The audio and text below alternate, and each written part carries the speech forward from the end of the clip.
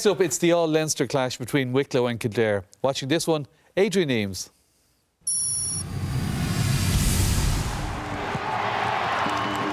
it's vitally important that Wicklow make a decent start to the game and not allow Kildare build up a good tally. There's Darren Hayden, but he's coughed up possession. Ken Donnelly is onto it. And here's a chance for Dermot Early. And Early all the way. Well, that's an inspirational start from Dermot Early. He's been the real talisman this season. Great score. Well, it's been an encouraging start from Kieran McGeeney's side. Here's James Kavanagh off in pursuit of that ball from Brian Flanagan. Still Kavanagh trying to get away from Darren Hayden. A chance of a goal, and Mervyn Travers did really well just to turn it behind for a 45. Kavanagh cutting inside, and Travers with the save.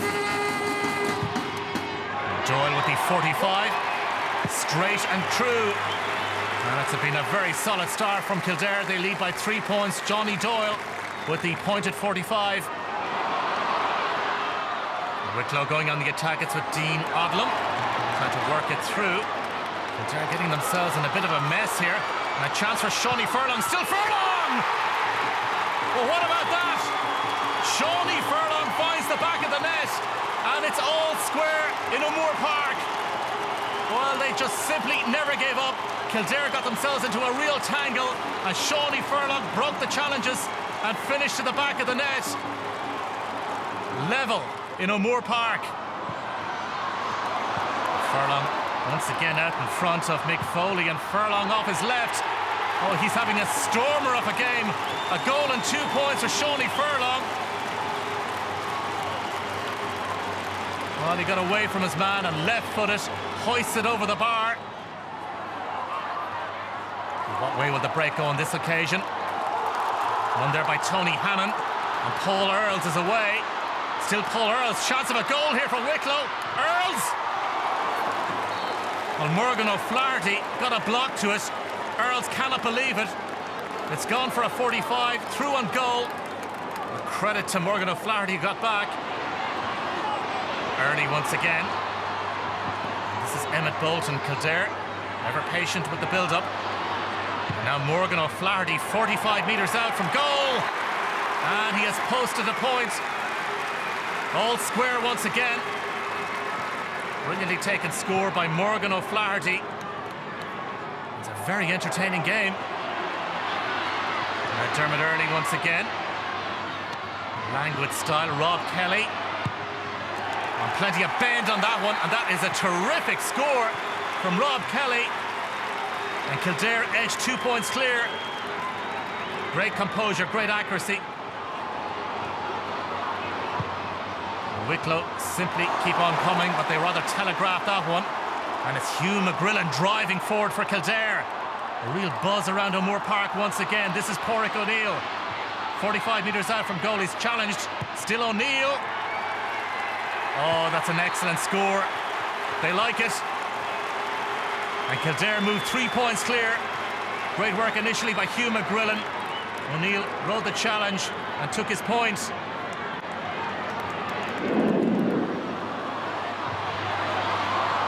Wicklow still very much in this contest. Kildare not clearing their lines. And Wicklow could profit here. It's Jacko Dalton. Chance of a goal for Odlum. Good save from Corley. And the follow-up from Paul Earls. Well, a brilliant double save from Tom Corley. And Kildare still haven't got it away. Wicklow appealing for the decision. But brilliant from Tom Corley. First to deny Dean Odlum, and then Paul Earls with the follow-up.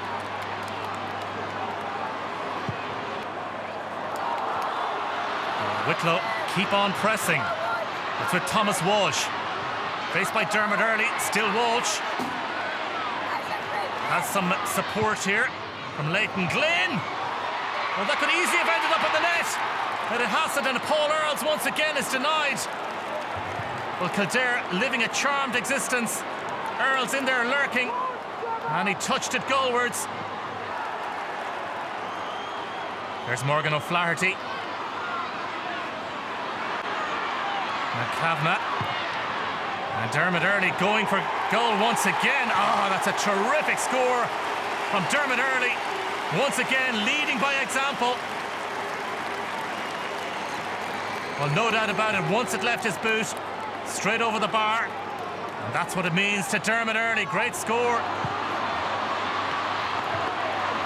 And Wicklow once again. It's with Leighton Glynn. Glynn trying to get away from Hugh McGrillen here.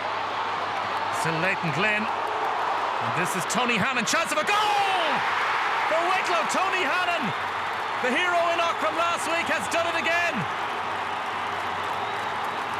Well, there's just no keeping Wicklow down at the moment. Hannon firing it to the back of the net. That's another brilliant goal. And Wicklow going in search of another score here. Kildare are just a little rattled. Dean Odlum.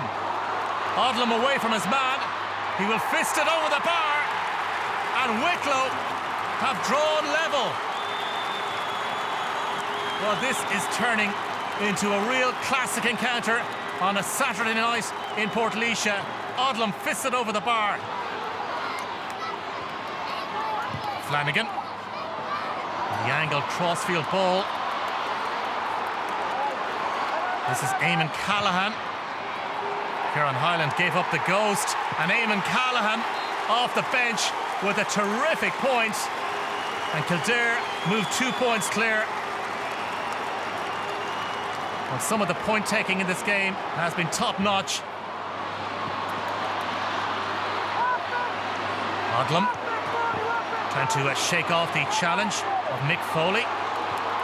Odlum, known by Mick as the flower man, goes for the point. Difficult angle, but he has nailed that one. And Wicklow hanging on in there. Well, it's a really well taken score by Dean Odlum, and it's back to a 2-point game. Kildare just struggling to shake off Wicklow. Here's Eamon Callahan and Rob Kelly. Well, it could be a goal on here, and they have it. Alan Smith finishes it to the net, and that surely is that. Well, great work by Eamon Callahan, spotting the run of Rob Kelly, and Kelly with real composure to pick out Smith. Well, the Wicklow Odyssey comes to an end. The full-time whistle sounds. Nico sprinkled his championship magic dust all about the Garden County, but Kildare proving a bridge too far. They are through to the last 8. Kildare the winners at O'Moore Park, 116-2-9. 6.5 games in 7 weeks. I mean, maybe it was we were a little bit tired in the finish of that game, but overall they played marvellous football, the team did, and they gave a wonderful commitment right through the championship and through the league, and they worked ever so hard, and whatever they got out of it, there's no doubt is experience for the future. Wicklow's a good team, you know. I suppose we found that to our detriment last year, and they showed again this year. And probably just the fact that a couple of games in the trot, like, you know, told in their legs, and we were able to sort of pull away from them in the last 10 minutes. But, you know, it was a good game, and it's a good game to come out the right side of. Yeah, a very enjoyable game. We'll chat about Kildare in a moment, Tony, but Wicklow have been part of the story of this year's championship. But has anyone brought more excitement to the GA in the last 50 years than Miko? I don't think there is. I don't think anybody has. He's brought value wherever he's gone. Every county he's gone to, he's lifted his spirits. He's Kildare, Laois, and now Wicklow, and look what he's done for him. It was the game of the weekend. If they had taken their chances, they had a right chance of winning the game. Some of their players are playing above themselves. They believe in themselves. They play off the cuff. It's very hard to sit down and have a structured system the way they play, because if you watch them, they just play as if they're going out in the backyard playing, just play off the cuff totally. And they had a goal chances, it just didn't take them. But Wicklow has been fantastic. And can they build on it? Oh, definitely build on it, because every young fella going to that game yesterday will want to play with Laois. 6.5 games is what he said in 7 weeks. Fantastic. Everyone wants to play for Wicklow. I hope some of them want to play with Wicklow though. No, slip of the tongue. Anthony, let's give Kildare credit here too as well. And you thought tactically I thought it's very interesting, you know, in terms of Wicklow's play this year, that they haven't used any substitutions, and the norm nowadays is it's a 20-man game. Kildare had the belief. I think that's the problem with Wicklow. They didn't believe in the subs that they had. Kildare were able to call on men, the likes of him and Callahan, who come on. The game was in the balance. He had a massive influence for me when he was a bit of a suspect pick up there, but wonderful kick off the right. And he was driving them on. The fresh legs coming in at crucial stages of the game. Kicks another great point off his left. He was also involved in the goal, and he tied up here with Robert Kelly. The ball comes into Robert. And this emphasised, and Kieran McGinney touched on it there, that right at the end of the game, the Wicklow players were out on their feet. Their defenders weren't able to get back and close down that space. And Kildare, and that last attack started with Dermot Early fetching the ball round about his own goal line and attacked the whole way up the pitch. We hadn't time to show it there in the clip. But at pace, great support play, and Wicklow guys just totally out on their feet. They've given tremendous. They've been the story of in the championship in the same way as the Antrim have been the story in the championship in the north. Wicklow have had a fantastic year. It's a shame it should come to an end. I think it's also important when we talk a lot about Micko to recognise the contributions of Arthur French and also of Kevin O'Brien in that Wicklow success story this year. OK, well, we'll chat more about Kildare in a moment. Well done, Wicklow. But let's reflect on the two other qualifiers now. Donegal versus Galway and the round 3 game between Meath and Roscommon.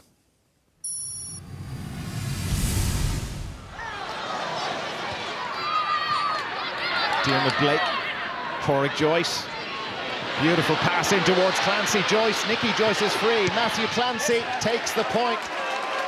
Nicky Joyce screaming at him to his right, but Clancy only had eyes for the post.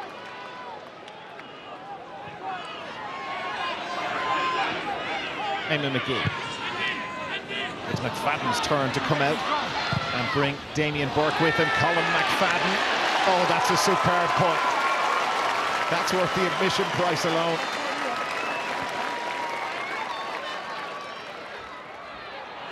Gareth Bradshaw. They trail by 1. Now Conroy. There was a collision there with Rory Kavanagh and Bradshaw. The referee saw nothing wrong. Conroy to level it up in Sligo, and he's done just that. It's been a low-key enough first half here at Markovich Park. Hasn't really exploded into life. The kick-out, Galway having the better of that. Here's Rory Kavanagh. Donegal at one stage had close to 70% of the possession, and a real scrap for it. It's been fouled on the ground by Eamon McGee, and then some afters too. I just think in this case here, McGee was holding on to it, and maybe again, Joe Bergen lucky enough that that wasn't spotted. Forward for Sean Armstrong. Frankie McLean in tow. Now Bradshaw's involved again. He is super going forward. He's got Galway's point in the second half. Now it's Michael Meehan. Meehan hit by Barry Dunian. They still have it.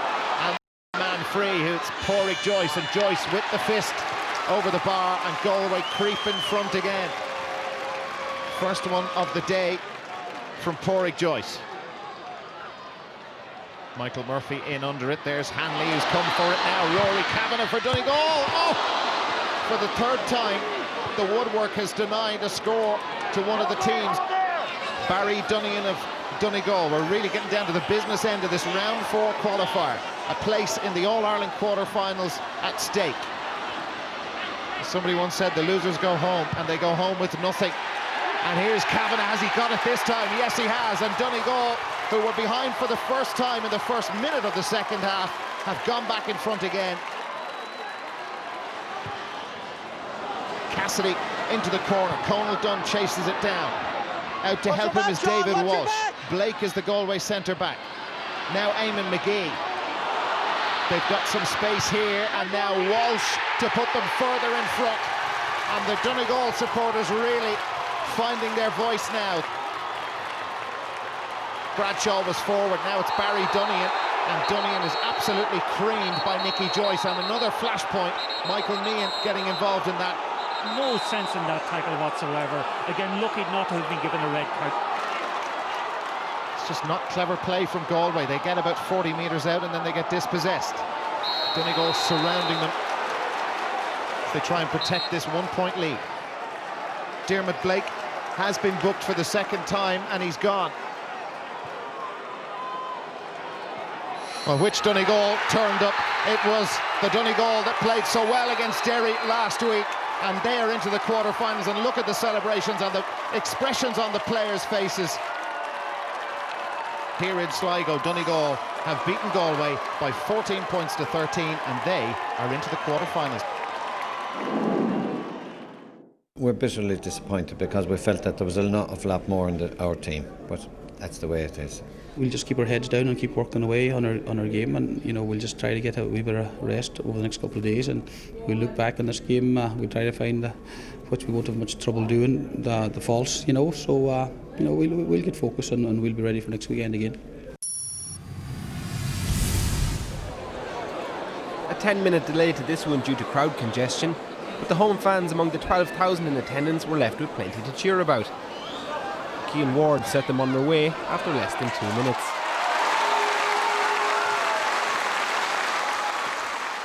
That lead was never relinquished, and Meath generally looked a much slicker outfit, with corner forward David Bray much to the fore. Roscommon were given a let-off midway through the half when Joe Sheridan's speculative effort came back off the upright. Concern for Fergal O'Donnell. But Meath weren't to be denied. The Roscommon defence unable to contain Peadar Byrne's powerful run, and he beat Jeffrey Claffey to open up a 5-point lead. Roscommon looked for an immediate response, but Senan Kilbride was inches away from finding the net. He had to make do with a point. It was end-to-end stuff by this stage, and David Bray looked like firing a second for Meath, but he took the safe option to keep the visitors at arm's reach. But Donald Shine gave Roscommon hope. This point, one of 6 he finished the game with, to set up a 1-8 to 6 points half-time score. Crawford then started the second half in similar fashion to the first.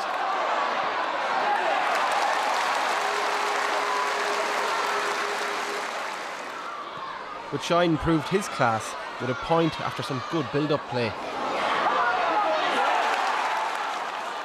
Any hopes Roscommon had of a comeback, however, were dashed in the 58th minute when David Bray fired to the net, taking his personal tally to the goal and 2 points.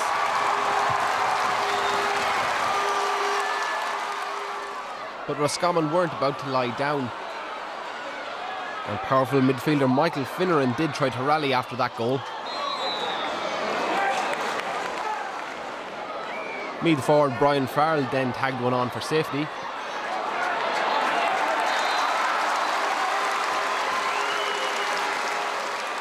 Roscommon's character was never in doubt, and Senan Kilbride's third point of the day, too little too late, as Meath advanced to face Limerick next weekend on a 2-12 to 11 point scoreline.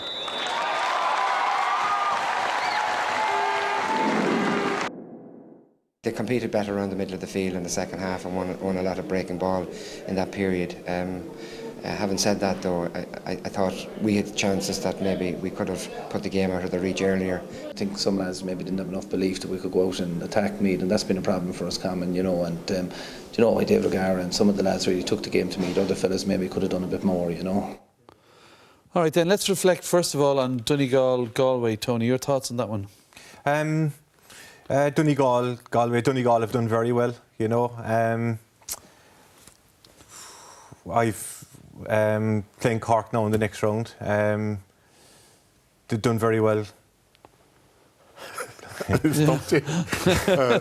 have, but what about Galway now? Another team played 1 week after they've been beaten in the provincial final. I suppose what I was thinking when you asked me was the provincial finalists that lost. All right, 9 out of 10 of them now have lost in the 7 days. Really, we must look at that and make sure they have time. I suppose for Galway, they need leaders really, Des, and up to this they've been looking for Pádraig Joyce and Michael Meehan and things like this, and here we see 71.5 minutes gone. Michael Meehan comes up and Carl Lacey whips the ball off him as he did all day. He's had a fantastic game for Donegal. Here we go, Donegal go up. They win the ball back. This is with 20 seconds left and Michael Meehan has the ball. And normally Michael Meehan and Pádraig Joyce are the two players really that they look to. But there's nobody taking over. It's normally Pádraig Joyce at this phase, but look, he lays it out. Gareth Bradshaw did score earlier on, has a shot, but it really should be Michael Meehan or Pádraig Joyce should be driving on at this stage, and they didn't. But Anthony, at the same time, taking Tony's point, but Donegal have beaten Derry and Galway now in consecutive weeks. They've built nicely through the qualifiers. They were given a couple of handy ties at home in Ballybuffet against Clare and Carlow. As it got them incrementally, they've improved, and a big scalp against Derry, another big scalp against Galway. Donegal, I've never any doubt about the ability of their players. the attitude of their players is another matter. But when they can play. The wee worry for them, I suppose, is they rely heavily on McFadden and Murphy. Michael Murphy, two great players, but a lot of their scores came from those two players. But Donegal in full flight now. And the way they played as well, they played more direct into Michael Murphy than they've ever played. Donegal play short passing game. I think for the next day they'll be marked tightly inside with McFadden and Michael Murphy. But they have a good defence as well. Carl Lacey's been one of the best players so far in the championship.